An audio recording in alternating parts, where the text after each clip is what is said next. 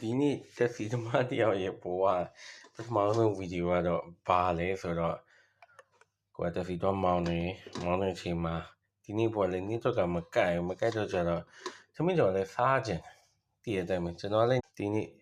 တက်စီသမားတယောက်ရဲ့ဘဝပထမဆုံးဗီဒီယိုကတော့ဘာနဲ့စားလဲဆိုတော့တေဦးနဲ့စားပါလေဘာဖြစ်လို့လဲဆိုတော့ကျွန်တော်တက်စီမောင်းနေအချိန်မှာဒီနေ့နေ့တော့မကိုက်နေ့တော့ကတော့သမီးတော်စားခြင်းဒါပေမဲ့သမင်းကျော်တပွဲစားလို့ရှိရင်အနည်းဆုံးတော့ကျွန်တော်တောင်းပြမှာတစ်ခေါက်စားခဲ့ရ4000အများဆုံးစားခဲ့ရတော့9000အဲကျတော့ဒီဟာကိုတော့မကိုက်တော့ဘာလို့လဲဆိုတော့ပုံလေးနှလုံးစားခဲ့ဒီ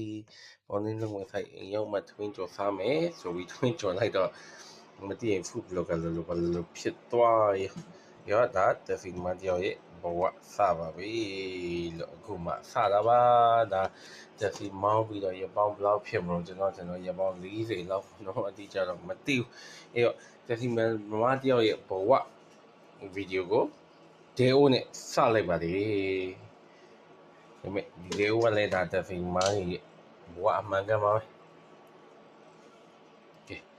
ဒီမှာဖီလောက်မယ်ဒီလောက်ဝင်သမင်းကြော်မယ်ကြော်ပြီးသမင်းကြော်ဒီလောက်မယ်သမင်းကြော်မယ်မနေ့ကချက်သူလေးပါလေးနဲ့ကြော်ချင်တာမကြော်တော့ဒါဒီလောက်မယ်ပြီးရင်ဒီမှာဒီသမင်းထည့်မယ်ထည့်ပြီးရင်ရောကြော်မယ်ကြော်ပြီးရင်ကျွန်တော်ငပိသမင်းကြော်လုပ်မှာမနေ့ကငပိသမင်းကြော်လုပ်မှာဟိုကမထည့်သေး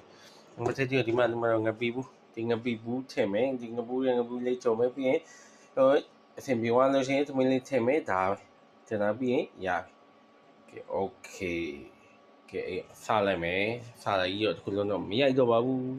ဒါပေမဲ့ဒါတော့တက်စီဓမ္မတယောက်ရဲ့ဘဝညတာပါ